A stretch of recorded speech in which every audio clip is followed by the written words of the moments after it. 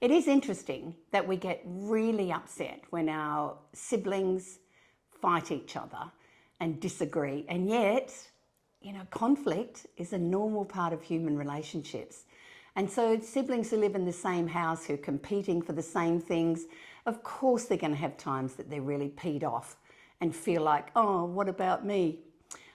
We know that, and we know at times we've just got to suck it up because they're learning all sorts of things about conflict. But what do we do when they are actually physically hurting each other?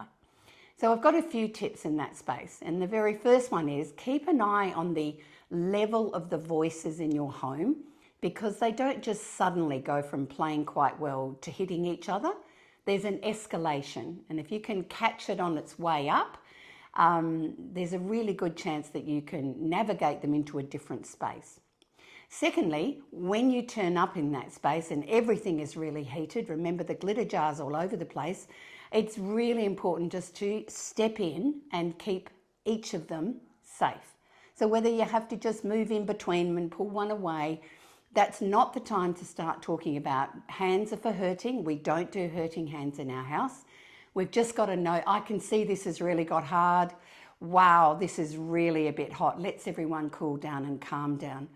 The really important thing is that whichever one it was that may have been hitting or pushing or hurting at the moment you turned up may not necessarily be the one who, hasn't done it before. So please don't jump in and judge and want to fix it and blame someone. So our challenge in that way every single time is to just cool everything down and focus on the connection you have with both of them. So when everything is a bit cooler, we're going to go under what was under the behaviour before that created the escalation to wanting to physically hurt.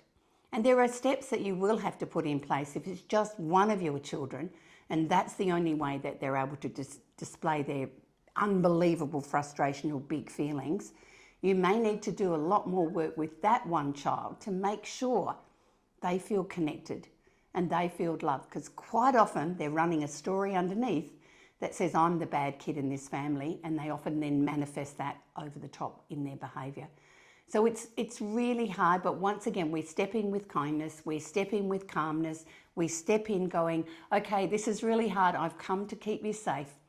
And then hopefully what you're able to do is dive right under the behaviour to make sense of it, and then support them to build the skills to be able to use words and not fists. And that is the thing we're going to encourage, that at some point we're going to use words to display our frustration and our anger rather than our body.